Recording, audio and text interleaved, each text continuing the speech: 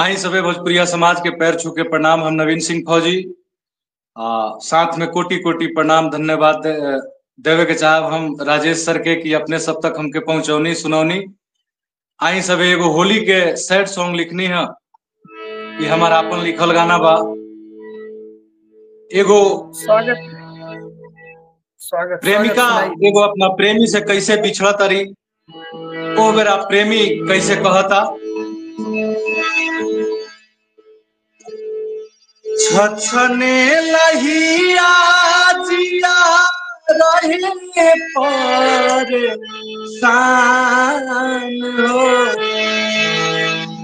छछने लहिया जिया रहे पर सान हो, जत बड़ी मुलिया छोड़ी के जा जत बड़ी मुलिया हो,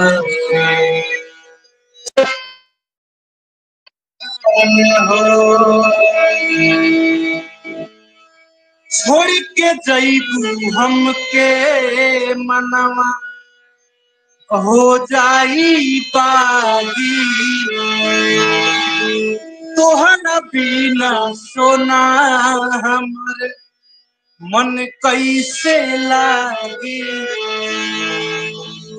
छोड़ के जईबू हमके मनवा हो जाई बागी, तोहरा बिना सोना हमर मन कैसे लागी।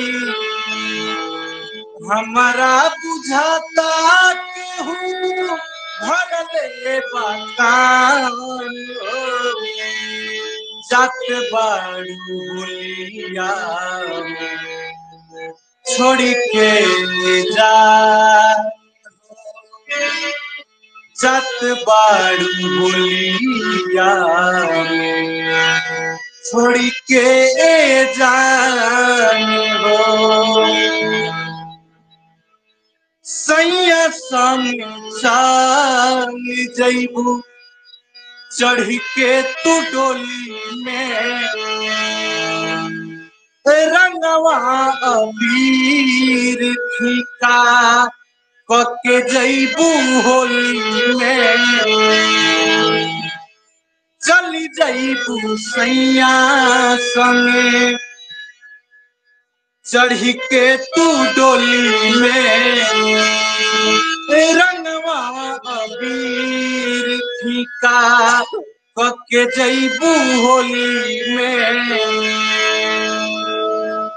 फौजी नबीन की तू तुड़लू बारा मान, जत बाड़ी मुलिया